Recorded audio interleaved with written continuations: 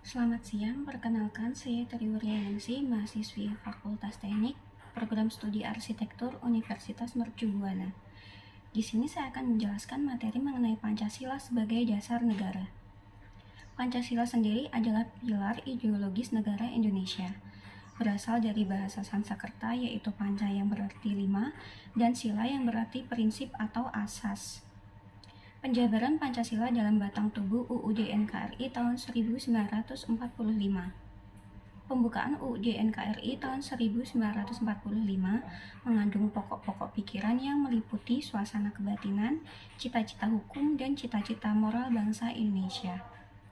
Pokok-pokok pikiran tersebut mengandung nilai-nilai yang dijunjung tinggi oleh bangsa Indonesia karena bersumber dari pandangan hidup dan dasar negara yaitu Pancasila. Pokok-pokok pikiran yang bersumber dari Pancasila itulah yang dijabarkan ke dalam batang tubuh melalui pasal-pasal UUD NKRI tahun 1945. Pada pembukaan mengandung 4 pokok pikiran yang diciptakan dan dijelaskan dalam batang tubuh. Keempat pokok pikiran tersebut adalah sebagai berikut. Pokok pikiran pertama berisikan persatuan, yaitu negara melindungi segenap bangsa Indonesia dan seluruh tumpah darah Indonesia dengan berdasar atas persatuan dengan mewujudkan keadilan sosial bagi seluruh rakyat Indonesia. Pokok pikiran kedua berisikan keadilan sosial, yaitu negara hendak mewujudkan keadilan sosial bagi seluruh rakyat. Pokok pikiran ketiga berisikan kedaulatan rakyat, yaitu negara yang berkedaulatan rakyat berdasar atas kerakyatan dan permusyawaratan perwakilan.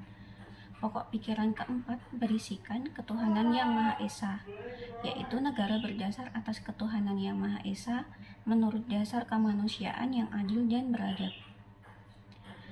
Implementasi Pancasila dalam pembuatan kebijakan negara dalam bidang politik, ekonomi, sosial budaya, dan pertahanan keamanan. Pokok-pokok pikiran persatuan, keadilan sosial, kedaulatan rakyat, dan ketuhanan yang Maha Esa yang terkandung dalam pembukaan UUD NKRI tahun 1945 merupakan pancaran dari Pancasila. 4 pokok pikiran tersebut mewujudkan cita-cita hukum yang menguasai hukum dasar negara, yaitu Undang-Undang Dasar Negara Republik Indonesia tahun 1945. Penjabaran keempat pokok pikiran pembukaan ke dalam pasal-pasal UUD NKRI tahun 1945 mencakup 4 aspek kehidupan bernegara, yaitu politik, ekonomi, sosial budaya, dan pertahanan keamanan, yang disingkat menjadi Polet Sosbud Hankam. Pasal 26, 27 ayat 1, dan 28 adalah penjabaran dari pokok-pokok pikiran kedaulatan rakyat dan kemanusiaan yang adil dan beradab, yang masing-masing merupakan pancaran dari sila keempat dan kedua Pancasila. Kedua pokok pikiran ini adalah landasan bagi kehidupan nasional bidang politik di negara Republik Indonesia. Berdasarkan penjabaran kedua pokok pikiran tersebut, maka pembuatan kebijakan negara dalam bidang politik harus berdasar pada manusia yang merupakan subjek pendukung Pancasila. Selain itu, sistem politik yang dikembangkan adalah sistem yang memperhatikan Pancasila sebagai dasar-dasar moral politik.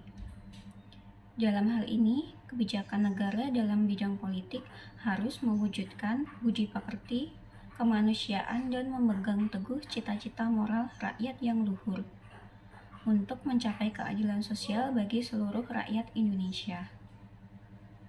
Aspek ekonomi dituangkan dalam pasal 27 ayat 2, pasal 33, dan 34. Berdasarkan penjabaran pokok-pokok pikiran tersebut, maka pembuatan kebijakan negara dalam bidang ekonomi di Indonesia dimaksudkan untuk menciptakan sistem perekonomian yang bertumpu pada kepentingan rakyat dan berkeadilan.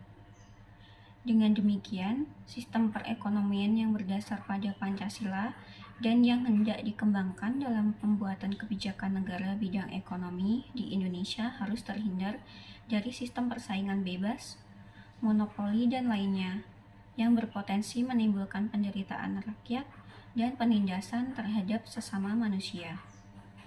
Sebaliknya, sistem perekonomian yang dapat dianggap paling sesuai dengan upaya mengimplementasikan Pancasila dalam bidang ekonomi adalah sistem ekonomi kerakyatan, yaitu sistem ekonomi yang bertujuan untuk mencapai kesejahteraan rakyat secara luas.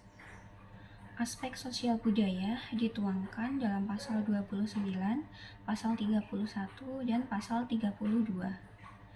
Berdasarkan penjelasan pokok-pokok pikiran tersebut, maka implementasi Pancasila dalam pembuatan kebijakan negara dalam bidang sosial budaya mengandung pengertian bahwa nilai-nilai yang bertumbuh dan berkembang dalam masyarakat Indonesia harus diwujudkan dalam proses pembangunan masyarakat dan kebudayaan di Indonesia.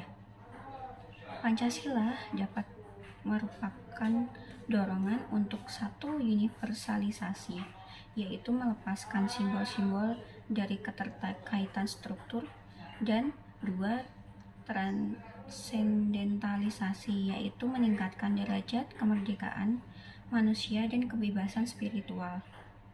Dengan demikian, Pancasila sebagai sumber nilai dapat menjadi arah bagi kebijakan negara dalam mengembangkan bidang kehidupan sosial budaya Indonesia yang beradab, sesuai dengan sila kedua kemanusiaan yang adil dan beradab. Aspek pertahanan keamanan dituangkan dalam pasal 27 ayat 3 dan pasal 30. Berdasarkan penjabaran pokok pikiran persatuan tersebut, maka implementasi Pancasila dalam pembuatan kebijakan negara dalam bidang pertahanan keamanan harus diawali dengan kesadaran bahwa Indonesia adalah negara hukum.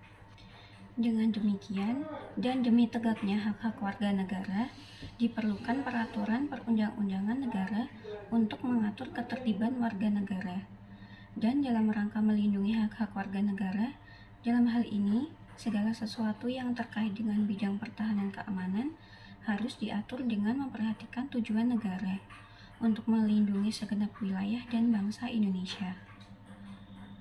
Pertahanan dan keamanan negara diatur dan dikembangkan menurut dasar kemanusiaan, bukan kekuasaan. Secara sistematis, pertahanan keamanan negara harus berdasar pada tujuan tercapainya kesejahteraan hidup manusia sebagai makhluk Tuhan yang Maha Esa dalam sila pertama dan kedua, berdasarkan pada tujuan untuk mewujudkan kepentingan seluruh warga sebagai warga negara.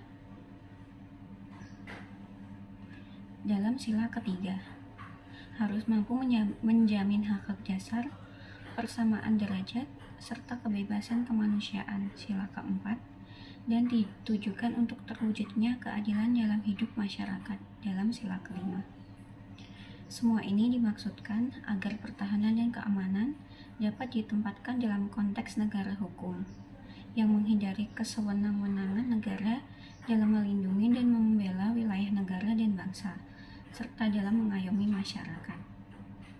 Dan demikian presentasi saya. Terima kasih.